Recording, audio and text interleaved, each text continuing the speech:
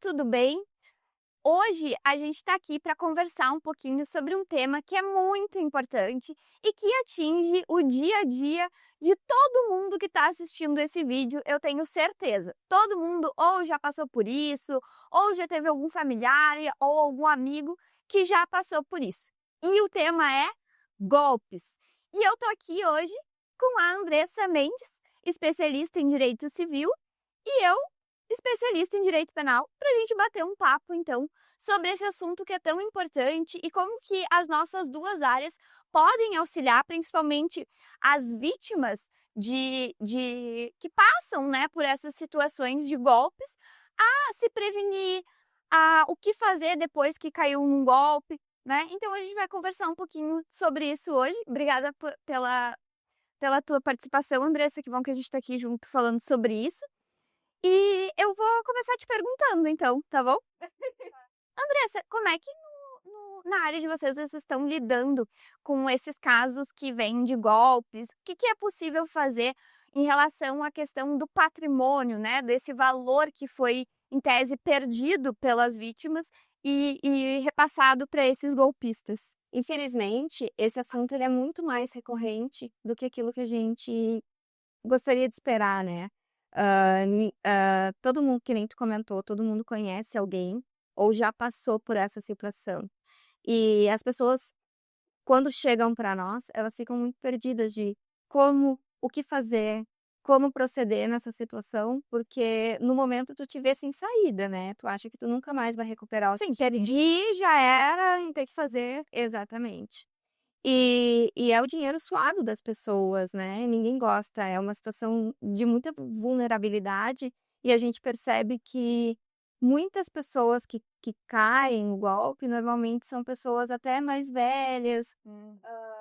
A gente até já via isso, né, naqueles casos de, sequestro, que antes tinha que era por telefone. Só que agora facilitou, porque é Isso. escrito, tu não precisa mais ligar, falar.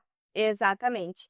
E acaba que um golpe, por exemplo, que ele é muito comum, é aquele que a gente recebe uma mensagem Uhum. de um familiar ou de alguém conhecido, dizendo que está em uma situação de apuros, vamos supor, ou que precisa de um dinheiro muito emergencial, e por uma relação de confiança, acaba que a pessoa faz o Pix, Uhum. para o Pix indicado pelo golpista, né, na Uhum. conversa. E aí nesses casos a gente sempre orienta o cliente a fazer um procedimento específico para tentar reaver esse valor, né. Sim. E qual que é esse procedimento? O Banco Central, estabeleceu alguns procedimentos, tá. Ele tem o mecanismo especial de devolução, ele é chamado de MED, Uhum. tá, que é um procedimento em que a gente é esperado que, no momento em que tu, Letícia, viu que caiu no golpe, vamos supor, te mandaram uma mensagem, pedindo um Pix, e tu fez o Pix, e na hora tu te arrependeu. A primeira coisa que tu tem que fazer é comunicar o teu banco, seja por ligação ou seja pela central de ajuda que tem ali no aplicativo. Uhum. Tu tem que comunicar o teu banco, porque o teu banco tem 30 minutos para comunicar o banco recebedor do valor. Uhum. Ambos os bancos vão começar a se conversar e a fazer uma análise dessa transferência, dessa movimentação bancária, tá? O banco que recebeu o valor, ele vai bloquear o valor recebido, tá? Por que que é importante logo no momento que tu percebeu que caiu no golpe, tu fazer essa comunicação? Porque quanto mais tempo passar, mais chances a gente dá do golpista utilizar esse valor. Uhum. Então é importante que o golpista não tenha mexido nesse valor ainda, para que o banco que recebeu o valor, ele consiga bloquear integralmente. Sim.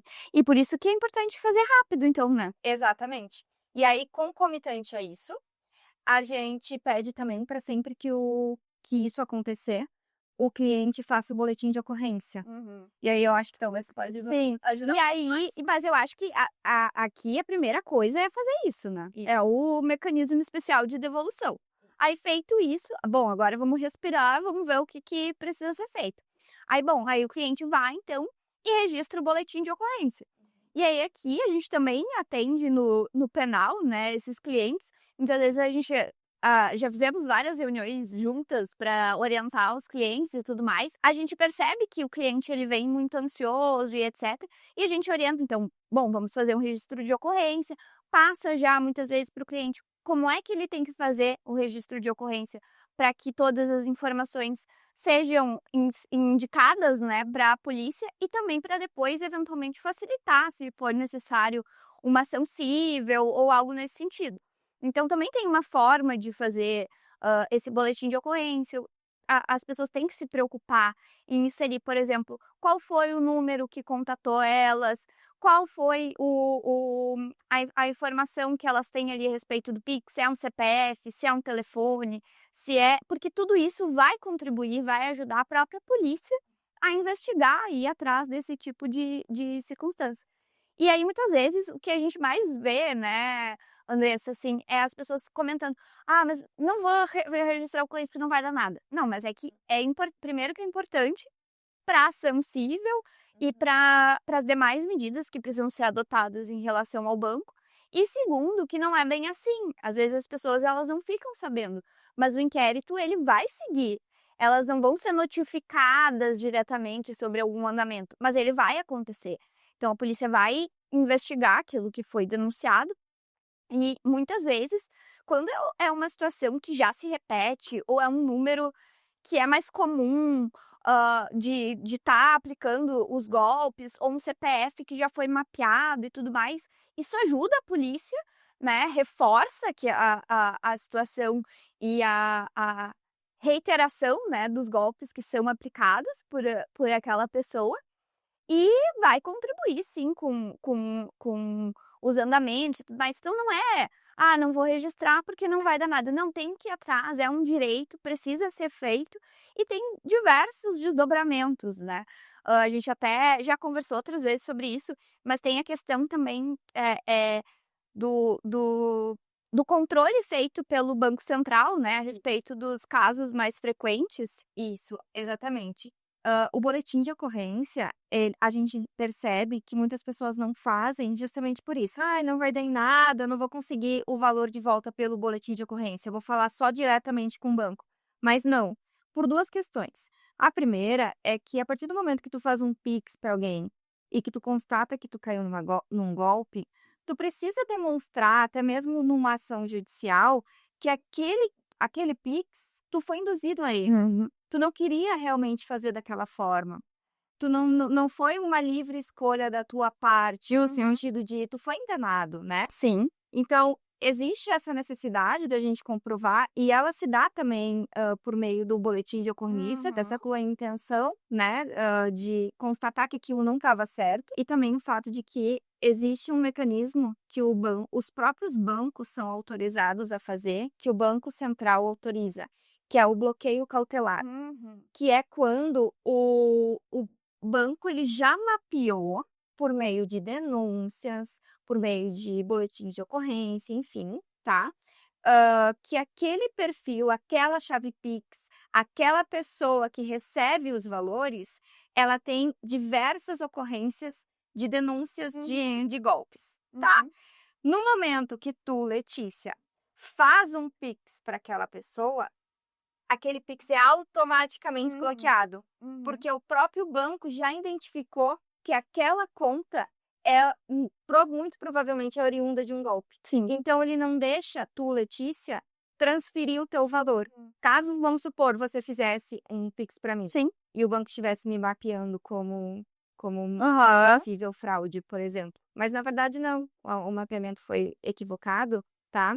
E ele bloqueou o teu Pix para mim, a gente vai ter que entrar em contato com o banco, Sim. manifestar que é uma Sim. transferência legítima. Então isso tudo é um cuidado que o banco tem, normalmente, tá, para minimizar ao máximo esses riscos que o consumidor acaba tendo, né. Sim. Então, outra questão que os bancos fazem é analisar o teu perfil Uhum. analisar o perfil do cliente, que Uhum. é no caso, Letícia tem o costume de fazer transferências Pix para pessoas do Rio Grande do Sul, para familiares, enfim, sempre mais ou menos numa média de valor. Vamos supor, sempre mais ou menos em R$ 2.000, por exemplo. Uhum. Do nada, ela faz um Pix de R$ 10.000 para alguém lá do Amapá. Uhum. Aquela movimentação, ela é muito estranha. Sim. Provavelmente, a Letícia, caso ela realmente queira fazer aquela movimentação, ela vai ter que entrar em contato com o banco para autorizar, Sim. porque é uma movimentação muito atípica daquilo que ela está acostumada. Uhum. Então, o banco ele tem responsabilidade nesses casos. E muitas pessoas às vezes não sabem, mas a partir do momento que tu faz diversos procedimentos, tá?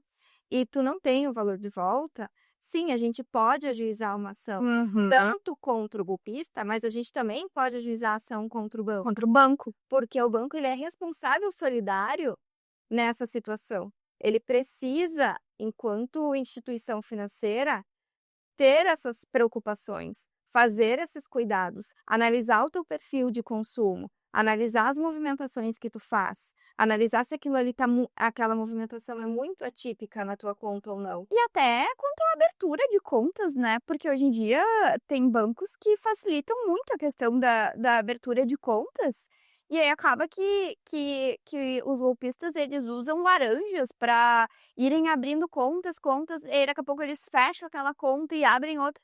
E precisa o banco ter um controle sobre isso, e quando não tem que ser responsabilizado. Exatamente, exatamente. Também tem as questões, por exemplo, vamos supor que daqui a pouquinho tu não fez aquela movimentação, Aham. tá? Não foi tu que fez aquele Pix, alguém invadiu tua conta, enfim. Os bancos eles têm um mecanismo que eles conseguem identificar qual a localização, de Sim. qual telefone foi feito aquele Pix, da onde a pessoa estava naquele momento. Uhum. E aí nessa análise a gente verifica que na verdade não se tratava de você, porque você sequer mora naquele local, que Uhum. você nunca esteve lá. Então, existe esses controles que muitas pessoas não sabem, por exemplo, mas que cabe ao banco fazer. Sim, e é bem importante essa questão, eu acho, do banco, né, Andressa, porque quando a gente tá falando de um golpista, tá, que aplica golpes corriqueiramente, etc. É muito difícil que em um processo cível tu vá de fato conseguir reaver o valor daquele golpista. Mas se há uma responsabilidade do banco, é muito mais tranquilo, muito mais simples de se conseguir o retorno desse valor do que seria cobrar daquele golpista que às vezes tu não consegue identificar, enfim. Então isso é bem relevante. E até no âmbito criminal, o banco ele não vai ser responsabilizado. Então o banco, ele não responde por prática de crime, em solidariedade com um eventual golpista, né. Mas no âmbito civil, sim. Então ele é responsável pelos valores. E isso é muito importante, né. Até tem alguns a depender do caso, tá, a gente orienta o cliente a já ir registrar a ocorrência, já passa para ele como faz para fazer esse registro de ocorrência. Em outros casos, quando os valores são muito expressivos, são muito altos, aí a gente precisa entrar e atuar de fato no inquérito policial junto com a polícia, então produzindo provas. A gente também tem algumas formas de produzir, e buscar informações sobre essas, esse possível golpista, né, e contribuir ali com a polícia. E nesses casos, geralmente há uma atuação bem forte nossa em conjunto, em que, surgiu tal prova no inquérito policial, a gente entrega para que vocês possam anexar no processo cível para reaver o valor. Então isso é uma atuação que acaba sendo muito conjunta, né. Sim. Então tem uma resposta aqui, a gente já entrega lá para a polícia e vice-versa. E eu vejo que as pessoas demoram, às vezes, a buscar esse direito, acham que não vale a pena e tem que buscar, e tem formas de fazer isso, né. Esse MED que a gente comentou, que é a medida especial de devolução, ele tem um procedimento e ele tem um prazo específico, por exemplo, tá? Uhum. A partir do momento que tu constatou que o golpe, que provavelmente tu caiu num golpe, é importante que tu comunique o banco, né? Primeira coisa, comunicar o banco e fazer o boletim de ocorrência. O banco, ele vai ter até 30 minutos para comunicar à instituição financeira que recebeu o valor, tá? Uhum. A partir desse momento, eles têm 7 dias corridos para analisar essa transação. Uhum. Feita essa análise, caso constatado que não é golpe, por exemplo, eles liberam o valor para o recebedor. E caso constatado que é um golpe, eles têm até 96 horas para te devolver o teu Pix, Uhum. tá? Uhum. Então, e com o resultado dessa análise, vamos supor que realmente é um golpe e eles entenderam que não é, e liberam o valor para o recebedor. Isso acentua ainda mais a responsabilidade do banco, Sim. entende? Sim. E nos corrobora ainda mais com as nossas provas da responsabilidade do banco numa ação cível. Com essa negativa do banco, por exemplo, a gente consegue, a partir daí, imediatamente ajuizar uma ação para tentar reaver os valores. Sim, e é importante que as pessoas já vão tirando print de tudo, já vão documentando tudo. Claro, depois talvez a gente precise sentar com esse cliente, conversar, identificar, melhorar aquela produção de prova, mas liminarmente é importante que tudo já vá sendo documentado, né? E aí, Andressa, até falando aqui, trazendo mais um exemplo aqui para a gente conversar sobre como está sendo comum essas práticas de golpes do falso advogado, né? Então, aqui diariamente a gente recebe clientes que questionam: "Ah, é vocês que estão me mandando mensagem, a gente tem que reforçar que não". A gente tem mecanismos internos também para prevenir, né, essas situações, mas isso tem sido muito comum e até recentemente teve uma operação, e é isso que é legal, né, da gente ver, que teve uma operação que desmantelou uma quadrilha gigantesca que aplicava esse tipo de golpe. E curiosamente, a gente passou um período agora sem receber novas ocorrências e novas situações como essa. O que pode ser que aquelas pessoas, né, que estavam aplicando esses golpes e que a gente estava recebendo bastante dessas informações, acabou sendo desmantelada, né? Então, a importância que tem desse registro. E outra coisa que eu acho bem importante também é a questão da prevenção, da gente adotar também mecanismos de prevenção. Porque tu até comentou sobre isso, né, ali a questão de que é muito comum a criação de situações emergenciais. Preciso urgentemente de um Pix no valor de tanto, como se fosse um filho ou uma mãe. Como a gente precisa desconfiar dessas situações? Verdade. Mesmo que seja comum que a tua mãe te ligue e peça um Pix, que teu filho te ligue e peça um Pix, que teu irmão te ligue, tem que desconfiar. Porque é assim, é batata, né. Pediu criou uma situação emergencial, trouxe ali aquela necessidade de urgência, muitas vezes é golpe. Então isso eu acho que, assim, é uma coisa primeira coisa que tem que não, mas espera aí, será que é mesmo? Liga de vídeo, pra ver se é mesmo, pra confirmar. Não custa, ninguém vai estar precisando de forma tão urgente que não possa fazer uma chamada de vídeo e confirmar. Então acho que isso é a primeira coisa, assim, né. E uma coisa que eu acho, também em conexão a isso, é que como a gente percebe que a tecnologia ela tem avançado cada vez mais, ao passo que tão rápido que a gente não consegue mais acompanhar as novas o que tem de novo no mercado, né. Sim. A gente essa questão que tu comentou a respeito dos vídeos, tá. Às vezes a gente vê situações de pessoas que brincam na internet, que elas utilizam o rosto de outras pessoas. É muito real, né. É importante também, além de que tu uma das formas que tu pode fazer uma das formas que tu pode conferir se é verdade ou não, é justamente ligando para o contato que tu tem. Porque normalmente essas pessoas, elas também te chamam de um outro número. "Oi mãe, tudo bem? Meu telefone tá descarregado. Eu tô te chamando do telefone da minha amiga, aconteceu tal coisa, tu pode por favor me passar um Pix?", Sim, por exemplo. sim. Liga pra tua filha, confirma se ela tá onde? Ela tá no trabalho? Liga para o trabalho, confirma se realmente ela tá precisando, antes de fazer, né. Sim. E é umas coisas, até umas situações, assim, que tu pensa: "Ah, nunca vou cair nisso".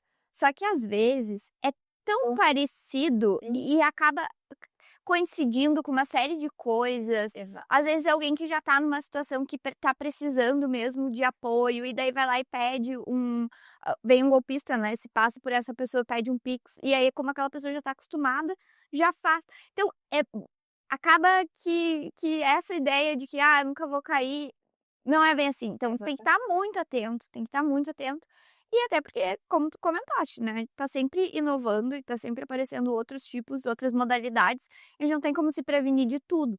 Outra questão, que daí é importante também, é a questão da limitação dos valores de Pix nos aplicativos. Sim. Então, por exemplo, se tu não costuma fazer Pix, sei lá, acima de R$ 1.000 ou 800, R$ 500, deixa o limite. Sim. Que se um dia tu precisar fazer um Pix de mais do que esse valor, tu vai lá e altera o limite e tá tudo certo.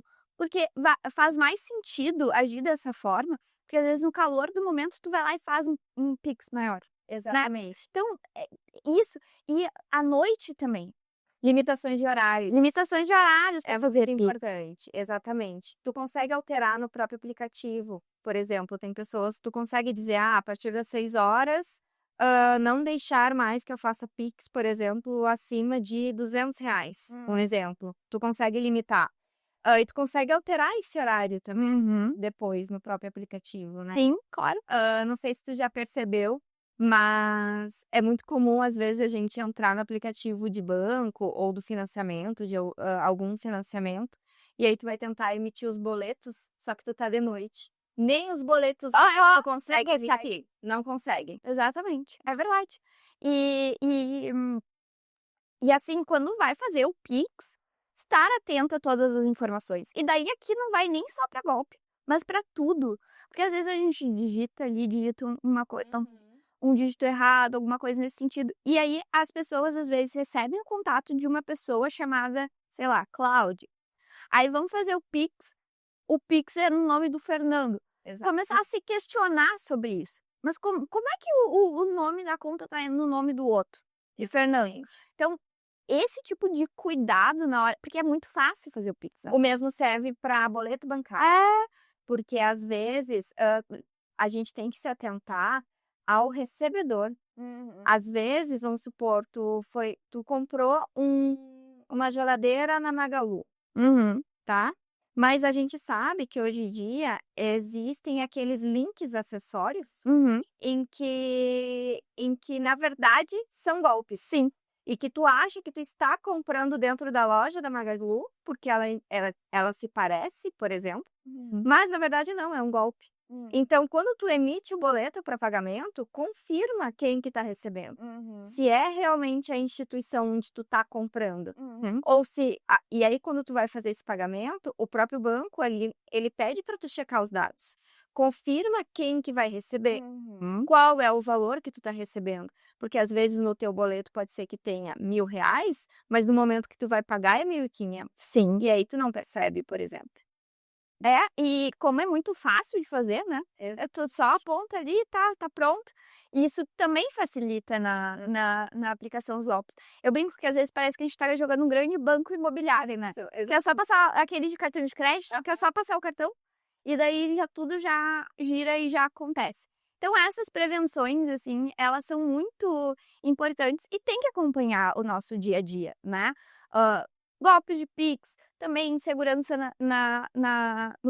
nos próprios aplicativos, ter senhas seguras, onde dá para colocar autenticação em 2 fatores. É muito chato, toda vez ter que colocar lá, mas é importante. Necessário. Então tem que fazer.